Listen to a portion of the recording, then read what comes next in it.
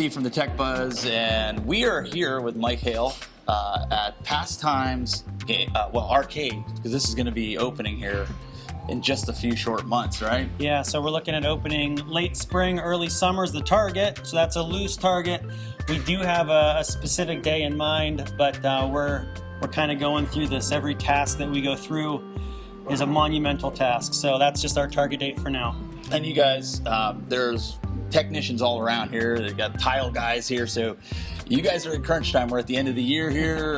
We're wrapping up December here.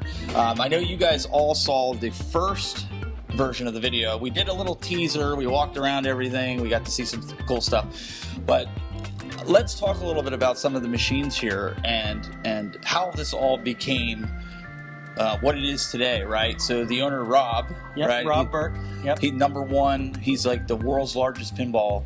Oh, is he pinball and arcade, or is it just so he has pinball? both, but he's known to be, if not the largest collector, to be definitely one of the best. So we did an estimate about a month ago of how many just pinballs. Yeah.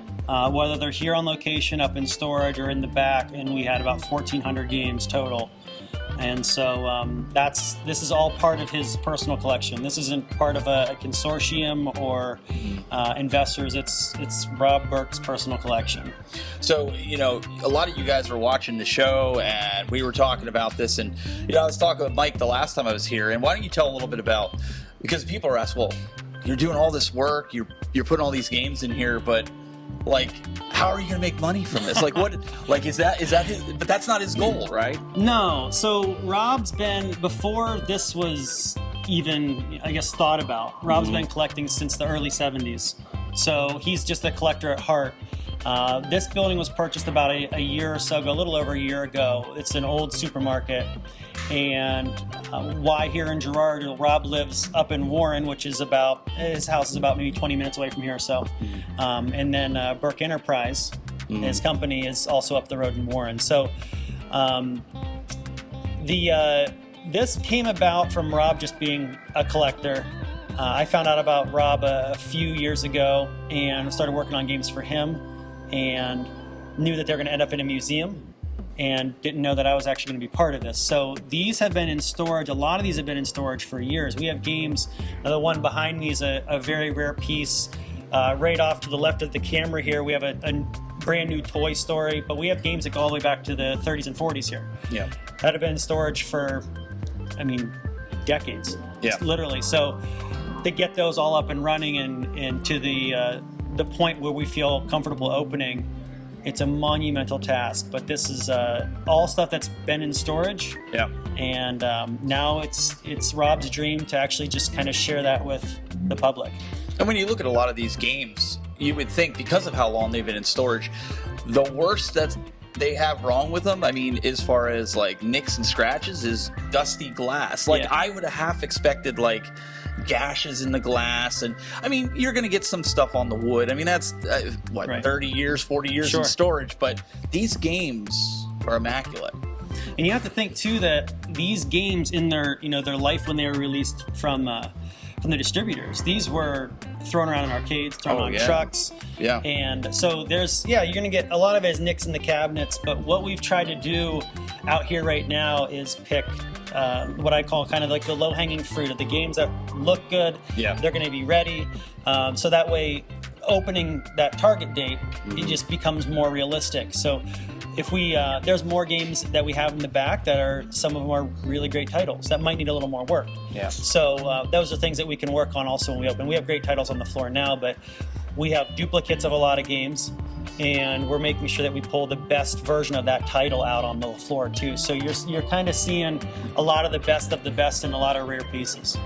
Yeah, and that was something that I thought was really interesting, is the owner being that meticulous, Rob, and making sure that every machine, like, you guys can't see it right now, but like I said, there's technicians on the floor right now going through each machine. I got to see a little bit behind the scenes before, where you have a dedicated area where you have technicians tearing these machines apart, cleaning them all down to the bare bones, making sure every chipset. Some of these were open, and I was like, holy cow, they're cleaner than some of the regular machines that are out there now. Like, it's just amazing that you're able to put that much attention to detail in it. Yeah, and so you think of, we have some older electromechanical games that to go through one of those, let's say completely, fully, just mechanically, you're looking at anywhere between 10, 15 hours. Wow. So you multiply that by 60 or 80 games that we have over there.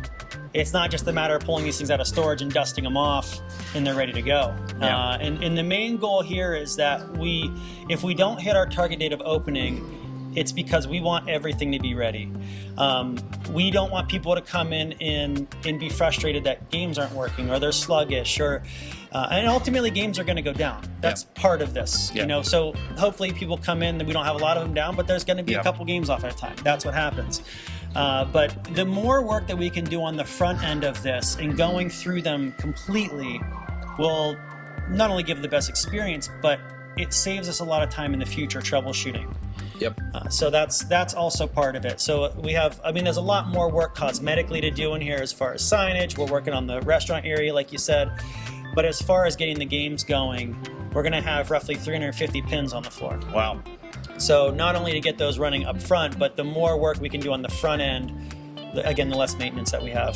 So let's talk about that for a little bit. You 350 pins, about what, 200 regular arcade games, 150, 200 arcade games? That sounds about right. Okay. Yep. So the question that's going to be asked is, okay, I want to come to this arcade. Am I bringing a stack of quarters? What's the deal?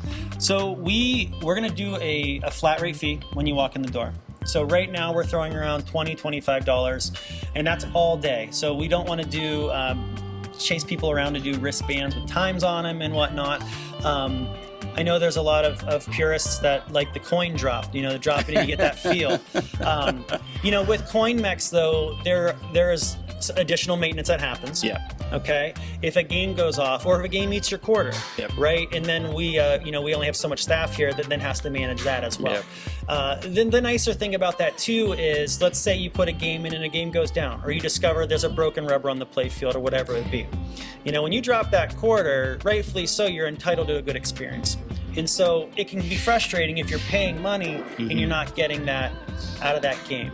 Right. If you play a flat rate and you come in and there's a game that doesn't work, you can notify a tech, and then just play another game at no additional loss of money, I guess. So everything in here is going to be on free play. We have a few more larger games that are kind of more novelty games that we might end up having an additional fee, but we don't really particularly want to mess with quarters, with the coin mechs. And so that's how we're set up right now. And then you're also going to have, which you guys will get to see here, you're going to have an area where you're going to have essentially a dining area where you can get like pizza and burgers and fries and stuff like that. Yeah, so quick grab food. Yep. And then you also are going to have like a lounge area where you can just sit down and eat your food or just chill. But then you said something interesting, that there's an area over here, which you guys will get to see here, that's going to possibly be a retro console area. Which will be cool, where the buying and selling of retro games, retro consoles. So I mean, this is going to be a pretty wild adventure for those that are into gaming. I mean, if you're a console lover, you're going to be able to come here and get probably some rare, because I got to see some of the ones back there and I was kind of eyeing some of them up. Some games that are still in boxes. I mean, oh my gosh, it's like pallets of stuff. Yeah. So all that stuff is going to be coming. So all these games, and we're going to take a look at some of this. One of the games that was asked about that you showed me last time was Computer Space. You've got some of the rarest games probably I've ever seen, but I mean, a lot of arcade enthusiasts would probably even say they're hard to come by. Very hard to come by. So Computer Space will be one of them. That's the first commercially created video game, arcade video game. That was released in the early 70s. I want to say 71 or 72. If someone wants to fact check that, but it was around then. But that was the really the one that set everything in motion with the upright video game cabinets. It's a unique looking one. It's kind of odd. You might just walk past it, but that's looks like something from the Jetsons. Yeah. It's a fiberglass molded cabinet. It's not your square rectangular one. So it's a unique one to look at. But that's really the one that kind of set everything in motion. And actually, that was the 80s or so is when pinball started taking a hit, because these video games started taking over, and that kind of began the craze too. So that was the slow we'll call it the recession of pinball through the 80s and the 90s. But we have that. We have a Sega gunfight game, a Sega basketball game, and these are all games before I started working here that I've never seen in person as a collector. Yeah. They're so rare, they're so unique, they're so hard to come by, and even if you do see them in places, they probably wouldn't let you play them. Right. Because that's He let silly. me play them. I was over here to play. We'll show the Sega gunfight. It was pretty wild, I must say. Like, just the mechanics of it. Like, it was like, oh, that was fun, but the respect was there because of how old it is, right. And like, it's like, whoa. Right. So a big vision of this, I mean, it's an arcade, and of course we want to maintain and it's a business, so we're looking to make money, but a lot of this is it's not so much money driven as much as passion driven, truly, because there are games like that if they weren't here, we probably would get similar amount of people through the door. But to have people say, I get the opportunity to play a game that I never in my life would have the opportunity to play, or see that makes it worth that it. Computer space game. I mean, that is the first game, and we have it fully functioning, working. Yeah. Which is incredible. The original boards and everything in it. So one of the things too you also have is the giant Space Invaders, where you can sit down in the cockpit, shoot on the big LCD wall, which you guys will get to see, and also I forget what it's called, but it's the one where you can shoot the animals in the back. Yeah, Safari Hunt. Safari Hunt, which is pretty wild. So like if you've ever gone to like a carnival and you got to take one of those cork guns and shoot, this is you're shooting a digital laser, obviously, but the guns, I think you said, were the original Remingtons. Yeah, so Remington 22s are a lot of what they would use stocks.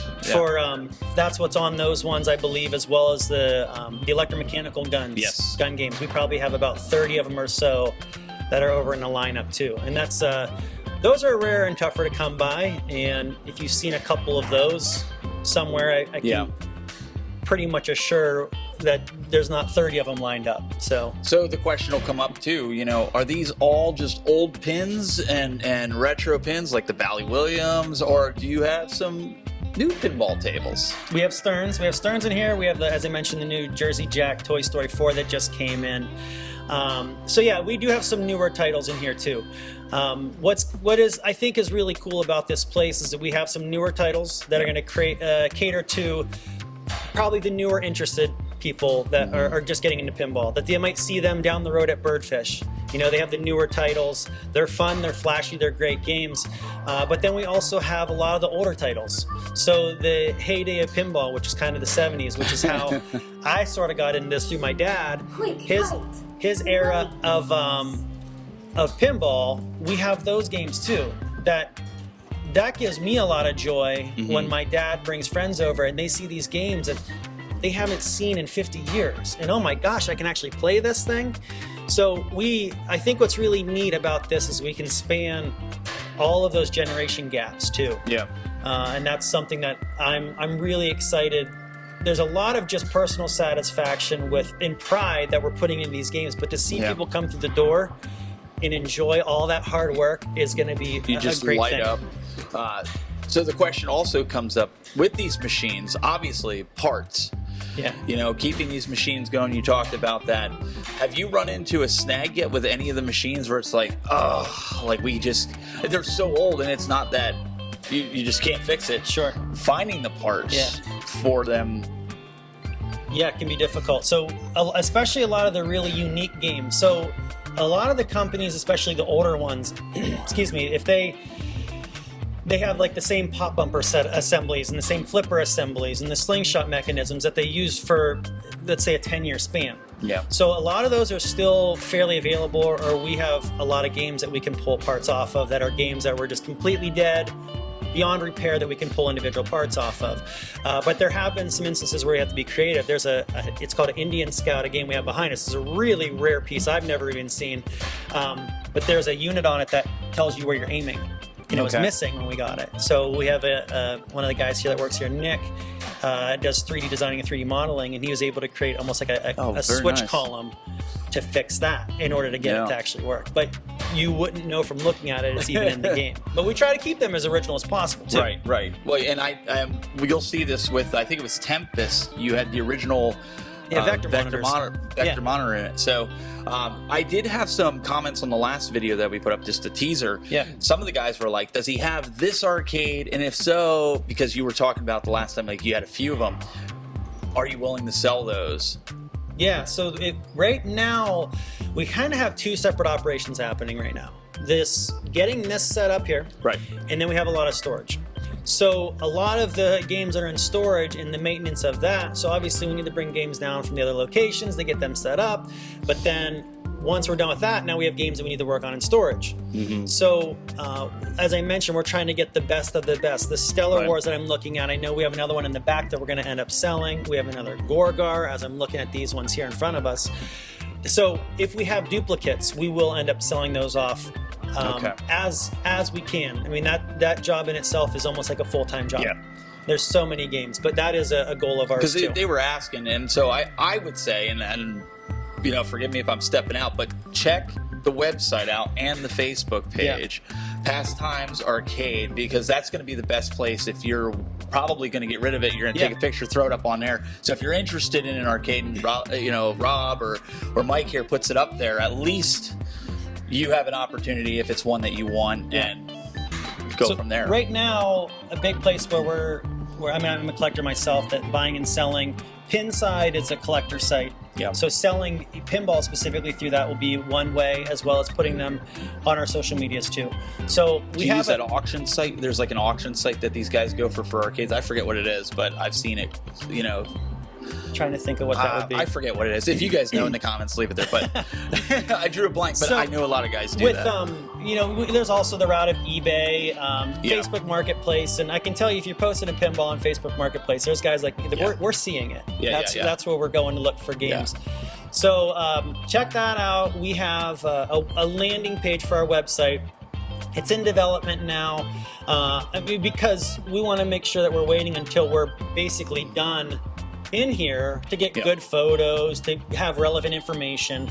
So it's a behind the scenes work right now, but we're pumping out a lot of content and updates mainly through Facebook. We're doing Facebook Lives. And that's how I found you. Very good. Facebook. But we do have an Instagram account that we honestly I need to be better at. That's a full-time job in itself. It is. Social media, man. It absolutely is. Absolutely is. So how much time we want to make sure we're keeping up with the hype and people's interested, because people are excited, but like you said, I could be spending a lot more time doing that. Well, let's do this. Let's take a look at some pieces that you really want to highlight. Yeah. You guys will have you've probably been seeing a lot of the pinballs and the arcades as we're going through here. If there's a question on anything that you're seeing, please put it in there. Mike's gonna obviously check the comments as the video. I'll share it with him once we get it uploaded. But I know there's some really cool pieces in here that have some cool stories behind them that I think we could take a look at and spend some time with. I know the last time I was here, you talked about some of them being in movies and TV shows and things like that. So I think that would be kind of cool because some of these pieces, you guys will be blown away that I've never seen them and I've never seen anybody talk about them. So I think it'll be cool. So let's take you on that journey now. All right, so Gunfight, Mike, talk to us. So Sega Gunfight is one of those rare, unique pieces that we have here that's not your traditional arcade or pinball. I can put you put some players on it. So I have my guy down here on my end, and you have your guy, and you just shot me. All right. So on yours, you can see you shot me one time. It's pretty cool how they actually created this game, and I'll explain it a little bit after we're done mowing each other down. It's pretty fun to see. And even the cactus gets how the cactus is. Oh, you're crushing me.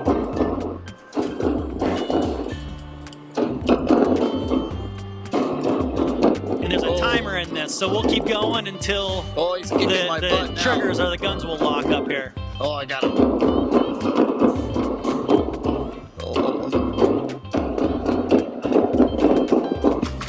Oh, you got me. All right, so final was 10-8. So what's kind of neat about this game is how it actually works. So there's two, they're called wiper units.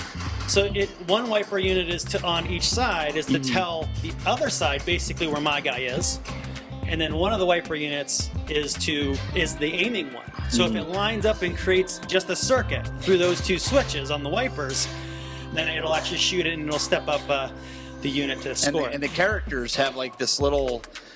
They have ropes in their legs. There's strings in them, so when they fall over, it's kind of funny. It reminds me of a toy I had when I was a kid. But yeah, really hard piece to actually come by and see in the wild, as I'm going to say. Yeah. But this is one of those titles that I've only seen in a private collection, and to have the public have the opportunity to be able to play this is pretty cool.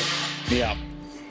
Yeah, no, this is definitely something that's unique, and like I said, it was really fun to play. So it was one of those things where when we played it the last time. This is one of the games that we talked about last time that you mentioned was potentially in a TV show or in a movie. Yeah.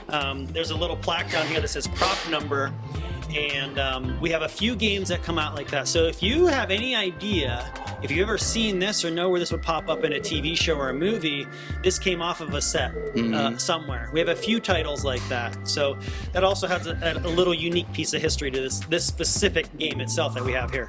All right, Mike, tell us a little bit about this. This has got to be old because it's pink. Well, it's, yeah. It looks like the bathroom of our first house. It was pink. 1966 Sega basketball. A pretty cool and unique game. I remember when I was younger, and I'm 38 years old, but I had like the tabletop version of this that you would just basically just smash on the keys, and the little fingers would smack the ball towards your hoop. So this is the same premise.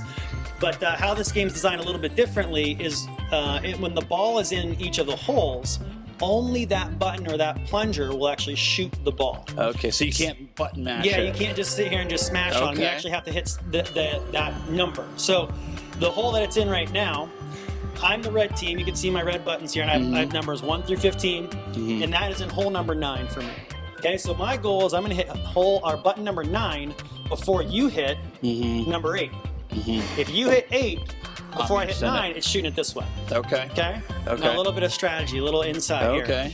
Scouting report. He's giving the cheats. A little bit of scouting report. Number 14 is terrible at layups. Number 14 will whip the ball at the bottom of the hoop. So your best shot are your perimeter shooters, your 3-point shooters. So we'll play this one a little bit. Okay. Go Press for it. the start button and hit it a second time.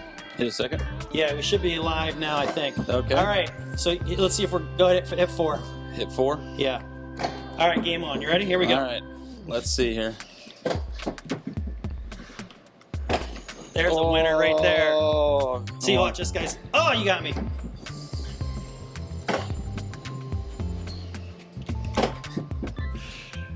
This is pretty wild. Fun. Oh, look at that. Off the bounce.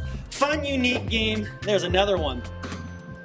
And then you play 2 up to 24, but there's a timer in this one also, just like the other one. So the Sega Gunfight that we just played. Is the one button not working for you? Let's see, 15. Uh-oh. That guy's going to be on the injury report. Yep. But we get the idea with it. So we'll get that thing fixed up too. But this is another one of those rare pieces that's tough. And you talked about difficult pieces to come by. This dome is one of them, right? Like this dome is not just like your Chex hockey. Yeah, this is a plexi. Yeah. So if this is broken, we actually have a couple more games in the back that are like this. They're not Sega, but they're the same. I'm not sure if the bubbles are the same. So yeah, unfortunately, if something were to get broken here, that would be we could find like pulling it off the floor. Probably, very much so. Yep. Very cool. So this is one of those unique games. Like I said, you know, kind of being able to come in and play something that I wouldn't have seen in my lifetime. Right. You know, just like you were saying. So it's kind of wild. The Indian Scout, and the horse will ride. It'll go up and down, and you have to shoot the pistol at these targets that pop up in the back here. Oh, get out! So here's a bear, right, and it's on a chain conveyor that'll pop up. So it knows where that bear is. And then the horse goes up and down? Does it? No way. Yeah, so your goal is mainly to try to line it up left to right, and this is the part that underneath this gun to tell it where it was actually shooting was missing. So this is the 3D part that was printed that's going to go on these... Oh, that's what you were talking about there. Yeah, these roll switches here. So that way it knows where you're pointing. So that's the type of stuff that, you know, like this takes time to design, right? For one game. To print. But it's a extremely rare and unique game. Yeah. That like you're gonna walk in and I want to play that, right? And you might play it once and be like, oh, that was fun, and move on to the next game. But that's that's also the cool thing about the variety of things we have here. You might only play gunfight once, you might play basketball once, but we have so many games that you can play one off and jump from game to game. It's in the magnitude of games. We're going to have, like you mentioned, 350 pins, around 200 arcades. So, I mean, we're pushing into the 550, about 600 games that are going to be here on the floor.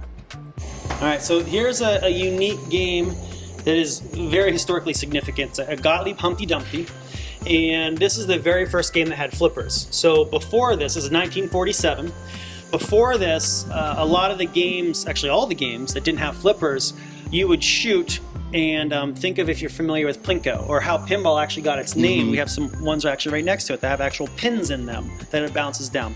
And the objective when you're playing those games, and even this title and the newer ones, is to nudge and bump and shake the game a little bit, so that way you can control the ball to where you want it to go. Those games that were before flippers, the reason that a lot of municipalities, so New York and Chicago is actually where a lot of these were manufactured, all of them at the time. Gottlieb, Bally, Williams were all in Chicago. And it was actually, pinball was outlawed in Chicago because they considered it to be a game of chance. Because the objective of playing pinball is if you earn credits, they consider that to be currency. And they didn't feel, the gaming commission didn't feel as though there was enough skill involved with that nudging. So you're playing a game of chance. You're essentially gambling. Okay, and there were gambling games that were designed specifically for that purpose too. But this revolutionized pinball because flippers, you were able to have now some separate control of the ball. This one is in a unique fashion, one that you wouldn't see on a current game, because mainly this is just to keep the ball back into play. So it's not the flippers at the bottom between the drain that you're keeping the ball and shooting up the playfield. In this game, by design, plays kind of slow and kind of weak. So the ball is you're basically just kind of nudging it back into play until it progresses down the playfield. The way it's designed, you really can't, shoot the ball. But this was the first game with flippers that really changed everything. So again, in 1947, and this will be on the floor to play. And then another popular one right next to it, Lady Robin Hood. That's a rare title, and as you start panning some of these ones too, like you said, they're just kind of in amazing shape. Wow.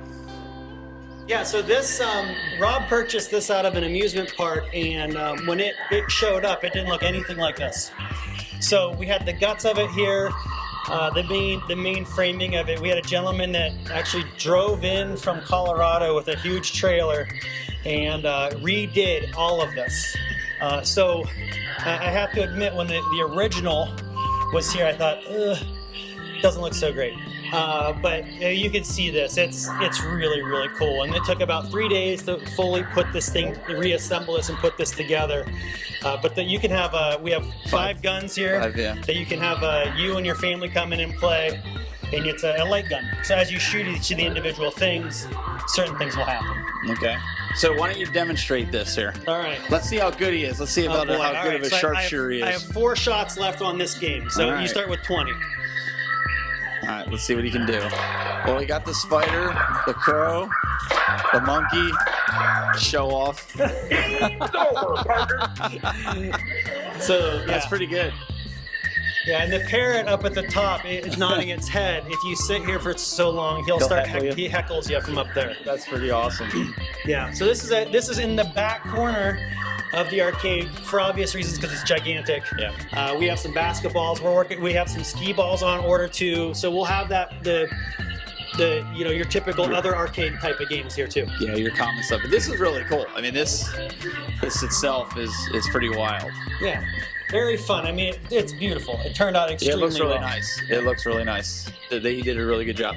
And this is what we were talking about earlier with the actual 22 stock from the actual rifles as opposed to a composite. Yep.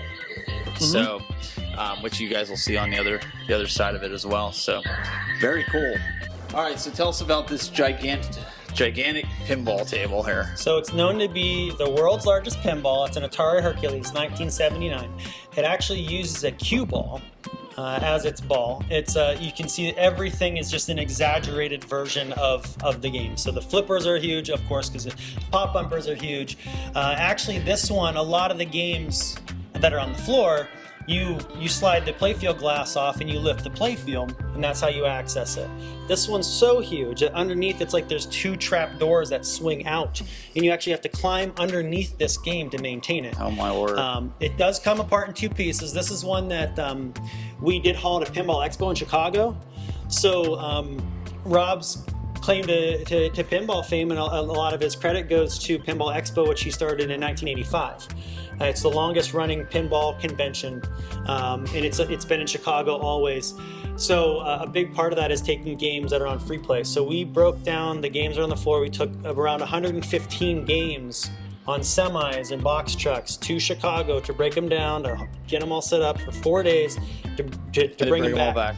So this was one, as you can imagine, moving this thing out is it's a task in itself. So right now it's actually on casters because we think that this is going to be its final place, but we don't want to take it off the casters until we know for sure. Sure. But you want to give it a shot? Yep. There you go. So what's kind of fun is I mentioned Nick, who works there, brought his son in a couple weeks ago, and he's 8 or 9 years old, and it was a fun little picture to see him basically as far as his wingspan could reach to actually hit the flippers on this, because it's huge. There is no nudging this stage. No. It's not gonna work. No, and it plays a fairly slow. I mean, you can see the ball's not flying around like a regular steel pinball, and I guess for the durability of this thing, it's probably good with the weight and all the mechanics that this thing's on. What, novelty? Yeah, this is definitely a novelty game. Yeah, this is a game that you would see and say, oh, I gotta go play Hercules, because it's just something, again, like a lot of the games here, that you wouldn't have the opportunity to play anywhere else.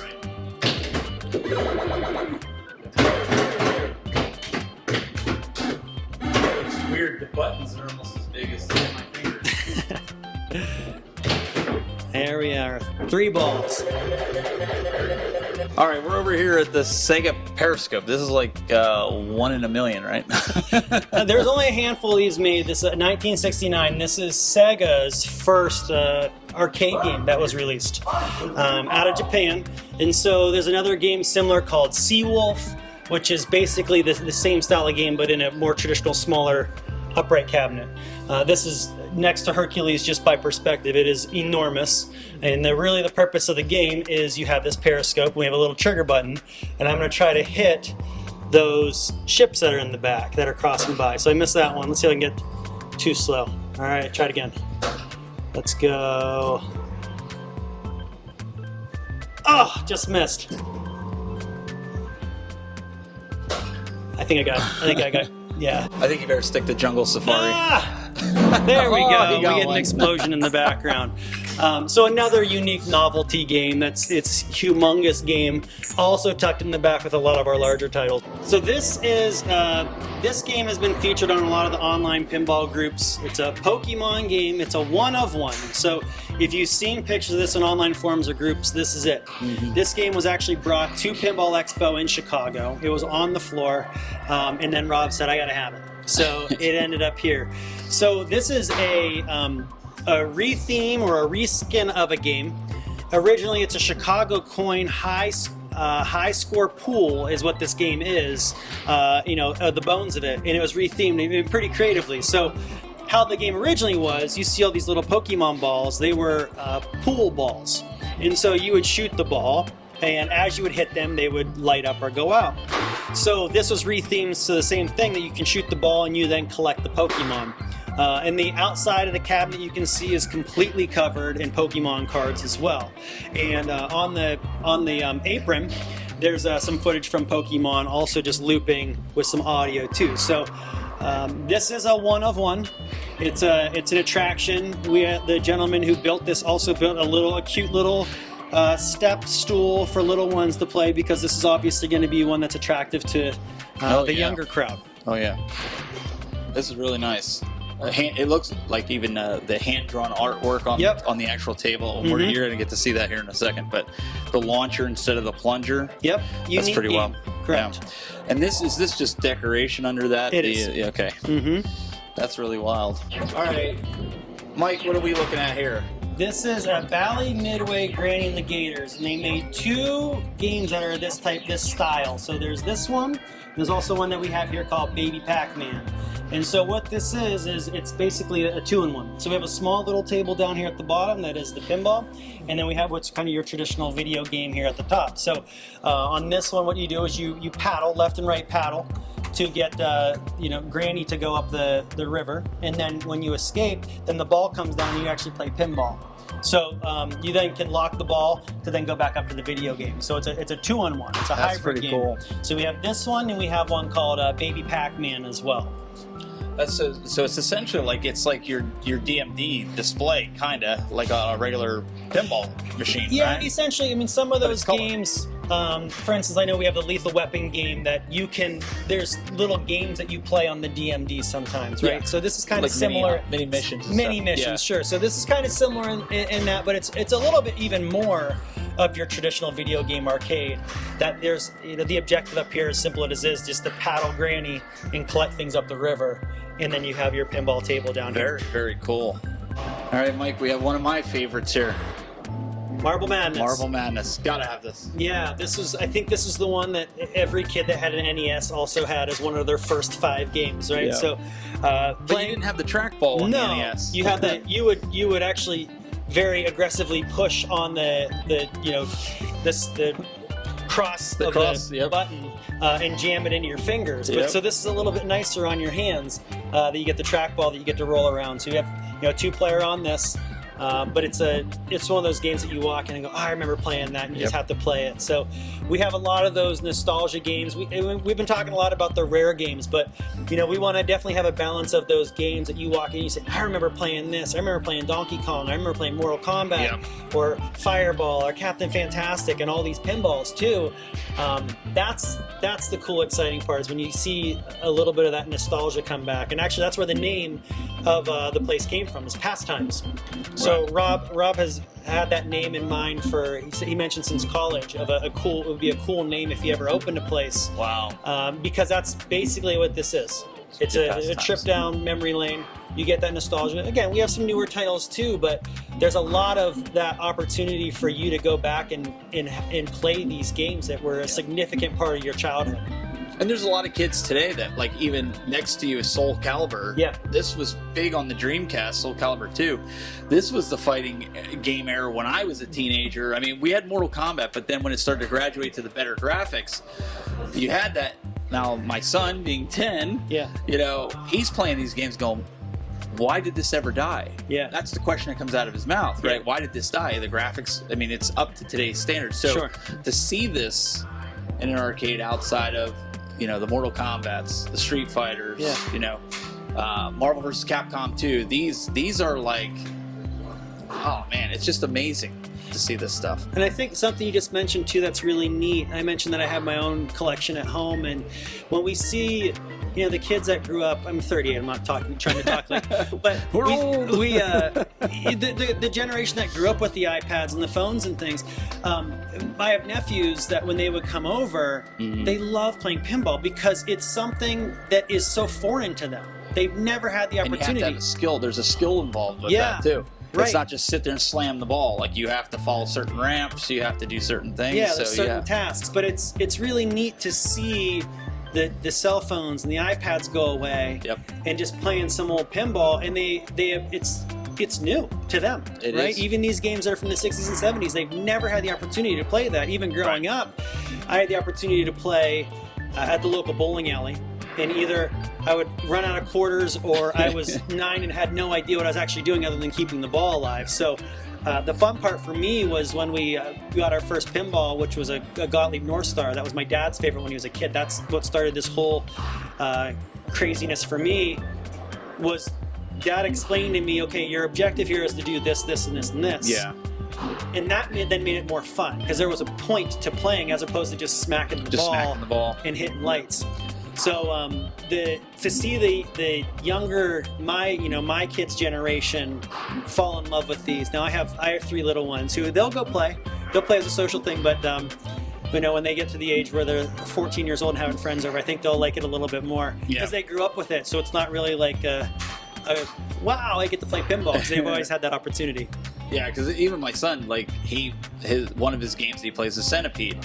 Some of his friends, they have no clue. They're just like, Centipede, what is Centipede? And but it is neat to share that passion with them. So the all original CRTs here, you got the scan lines. Everybody's doing the scan lines with LCDs, which look like garbage, but they still do it. It's kind of funny. Yeah, so it's like I mentioned before, as original as we can keep these games. So we have CRTs, even if those are a little bit faded out, and some we'd rather have that than switch over to LCDs. Agreed. We also have some of the vector monitors, which are extremely difficult to find. We have some of those games here as well. So as original as we can keep all the parts and components of this, I mean, even in the guts of them, original boards, things that you wouldn't see, we're trying our very best to make them as original as possible. Yep, and at some point though, it does become either a factor of availability or a cost factor. You know, with coming in and getting a new vector monitor, that becomes pretty pricey. It comes to the point in time that might come to just putting an LCD in because you don't have a choice. Right. It's just unique, and I don't know if you guys will see this on the video, but seeing 25 cents nowadays, you go to the like we were up at Splash Lagoon up in Erie. $2 for certain games, and it's like I remember when they were a quarter. Like you could go to a $5 in quarters and play for 2 hours because you were good at a game, and not today. You're lucky to play 2 games at $5. It's kind of neat too. If you you mentioned that on these, you can kind of tell the era of where they came from. The older pinballs, some of those even have nickel slots on them still. Right, and so it'd be a nickel, or there'd be one slot that has a nickel, and the other slot either has a 10 cents or a quarter. That's crazy. And you could play, a dime for one game or 3 games for a quarter. So you can actually see the era of what that is. Like I said, bill acceptors on games or swipe cards have now become the way to go about it because carrying coins around. Chuck E. Cheese does that now. is not only just kind of a cumbersome thing to do, but $20 worth in quarters is 80 games. That's a lot of games. Mike, brand new Toy Story 4 limited edition, right, from Jersey Jack? Collector edition, in fact. So this is the top of the line Jersey Jack game. Just came out a couple months ago. And you can see the difference from the electromechanical games back to the Humpty Dumpty we showed to just the tremendous display that we have here on the playfield and the actual display in the back glass. LEDs through this thing. It's a lot of flashing lights. It's definitely an attention getter. And I had the opportunity to actually tour Jersey Jack when we were in Chicago back in October. Actually tour the facility. Wow. And they're still producing this game. So to give you an idea of how popular these games are, so there's more companies popping up, but we have Stern, Jersey Jack, American Pinball, Chicago Gaming, Spooky, Pinball Brothers. There's a handful more. But just to tell you, you think that, pinball's on its way out. These games are selling out pre-production. Oh, yeah, right? They were. And they're still running games and distributing these games too. And these aren't inexpensive. So the hobby is actually on an increase right now. It's starting to become more and more popular with more companies coming back. That just goes to prove that there was a time that Stern was the only one that was producing pinballs. Yep. And so thanks to Stern, I think a lot of credit goes to them, even from Jersey Jack in Chicago, Chicago Gaming and American, that Stern would have shut their doors. Pinball could have very well just died, and they kept it alive. So I mean, now you have these beautiful productions like this. That this is top of the line game. And something they mentioned at the tour at Jersey Jack was this gigantic display. If you're playing the game, any game, a lot of times you're not even looking at the back glass. Right. You're either looking at the lights where they're telling you where to shoot, or you're hearing what are called call-outs. So it's telling you, like, hit the left ramp, hit the captive ball. It'll tell you specifically what to do. But this is designed mainly to attract people walking past. Right. So the back glass will show. Patrick's the current high score. I got to come back and get him. So Patrick's a buddy of mine that works here too, and he's I'm going to put it on. He's good. He's good. So there he is. Great. Now they're just rubbing there's a camera built into this. There is, yeah. Yep. No way. Yeah, actually the camera's down here. So if you get a high score, that's awesome. It'll take your picture and it'll do high score of the day. Okay, I'm still the multi-ball champ. As it cycles through, we'll be able to see some of the awards. Yeah. But this is a brand new game. Again, collector edition. It'll be on the floor to play here. It's a fun title. It's there's definitely a lot going on. I mean, there's sound. You can actually plug your headphones into it in the front if you want more of that private experience there. So there's signatures here. Is that from the developers or the designers of the companies? That's part of the collector's edition with it? That's correct, yeah. So Jack signed it and Pat Lawler. That's part of the collector edition. That's pretty awesome. Too. Yeah, you can definitely see the display. There's some fun shots on here that we'll be able to show you too that are kind of unique and cool about the game. A lot of the new titles, I don't want to call them gimmicks because it's not like it's a gimmick, but they're fun. But they're just unique features, when I say gimmick, to a game that is like, oh, I got to hit that shot. I got to hit that ramp, right? Exactly. And it just makes it a lot of fun too. And I mean, you see we have a HD screen right in the playfield there too. Yeah. All right, well, let's take a look at some gameplay. All right, so we have the Toy Story 4. And I'll tell you what my main objectives to start are going to be. And the first one is actually to hit that ramp I just missed. There's also part of it that when I was growing up, I'm just smacking the flippers or the ball around. And you can see I caught the ball. It's called cradling. And I can't hit that ramp shot. So I'll see if I can pull this off on camera. I'm going to pass it over to here off of that slingshot. Like that. Okay? And so now I have an angle at that ramp. And I missed it again. All right, let's try it again. All right. Lost it. We'll get another shot here.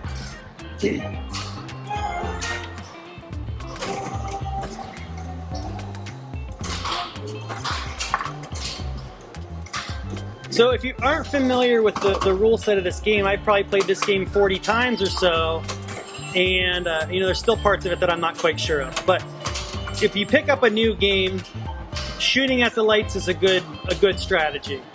So I'm trying to get it up on that ramp to shoot what's called carnival mode. Let's see if I can tip it over to me again, so I can hit that ramp. There we go. Got it. Okay. So now it's telling me I need to shoot the left ramp again, which is going to be the flashing lights. So let's see if I can hit it here.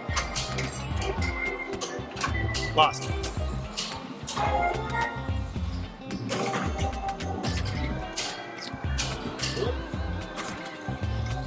Trying to hit what's called a skill shot. There's a little blinking arrow up there. Okay, now it's going to kick it because I missed it 3 times. See if I can hit that ramp again. There it is. So shoot the right ramp, which is going to be over here. Got that one. Oh, shot back down. There we go. There's that significant shot for this that I call gimmicky shot. There's a ramp here. It's kaboom. And if this flashing light over here, let's shoot it up there. Let's get it to come down and see if I can hit that ramp again. Missed it.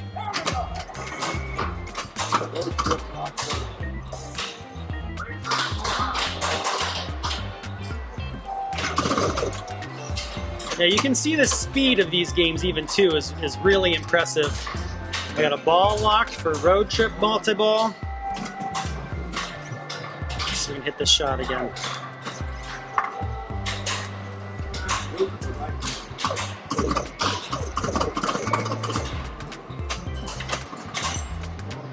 Alright, see if I can get it now. And hit that post again. So you have one shot at that ramp when it pops up.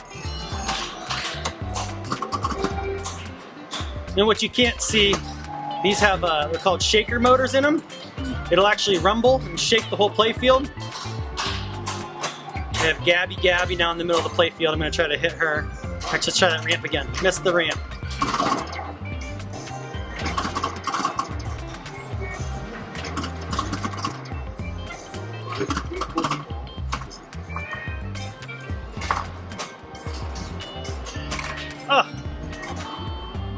So we're taking flight here with the new Space Invaders Frenzy. Space Invaders Frenzy, Raw Thrills. I mentioned Pinball Expo. Raw Thrills, they had a distributor that was at Expo that had a really cool VR display. So these guys are creating these humongous, enormous, attention-getting but fun games too. So this is going to be your traditional Space Invaders as you would think of it, except obviously, as you can see, we have the guns in front of us, the little turrets, and we can play 2 players here. All right, so you're the blue one and I'm the red one. All right, here we go. And so there's going to be some bombs that'll pop up. There's going to be a bee in a circle, and when you hit those, it'll explode wherever it's at. There's one. There you go. So the strategy there is to wait until the bee is in the middle of your the group. I'm guessing you're probably picking it up on the microphones. This is a very loud. This is very loud. We got subwoofers in the seats. Yeah, it's rumbling. Don't shoot yet. Oh, I'm sorry. That's all right. So this is jump in the definitely an experience, and it's a 2-player experience. So there we go. Stage complete there. That's the way we do it. Well, Mike, I really appreciate you taking the time today, showing us what's to come. This is worth your wait if you're in the Girard area, or heck, if you're anywhere. Yeah. Plan a trip out here. Check this out. Listen, there's tons of arcades and pinball machines. They're still ready to hit the floor. Yeah, absolutely. These guys are working hard back here. You can probably hear it in the background. But this is incredible. This is an experience. Yeah, we are just location. We are 5 minutes off Interstate 80 in Girard, Ohio, near Youngstown. And so we're gonna definitely have some people. Hopefully, that are gonna travel in. Yep. We have some people that are local that are really excited. We're gonna do things like have memberships and have leagues and tournaments here too. So that'll be cool. If you're looking local and you're thinking, well, I want to maybe come and play for an hour and not have to pay for a whole day pass, considering doing a membership would be something that you can come as many times as you want too. So we're looking to cater to the out-of-towners as well as the locals. So if you guys want to learn more, you've been doing updates as you get new machines coming in, as the trucks are bringing them. They're bringing them in daily. Yeah, we get 3 or 4 games a week that back up to the loading dock, and we do a session called What's in the Box once we have a handful of them that we truly don't know what they are, honestly, in all sincerity, until we open a lot of these things. When I was here, last week, there was a truck that came with a couple machines on it. Yeah, it was back there. It's nonstop. So Rob's not going to stop buying, and so sometimes they're new games, brand new games, and sometimes they're the older ones, and we're trying to keep a balance and everything. I know last time I mentioned when I got the tour, I mentioned about and you'll see it when I pan through the pinball table with the Cleveland Browns on it. So Rob, if you see that, you really got to change that. That really brought the quality level down with this Cleveland Brown tables. No, I'm just kidding. So guys, if you want to see more, check out facebook.com, Pastimes Arcade, YouTube, all that place. You guys can check this out, the Tech Buzz Gaming. We'll have this when they do their grand opening. I'm going to try to get here and shoot some more video of all the people that are coming in and enjoying this. I think it'll be great. Appreciate you stopping by. I appreciate Thank you very the time. much. And you guys, you'll have to wait for more in the future.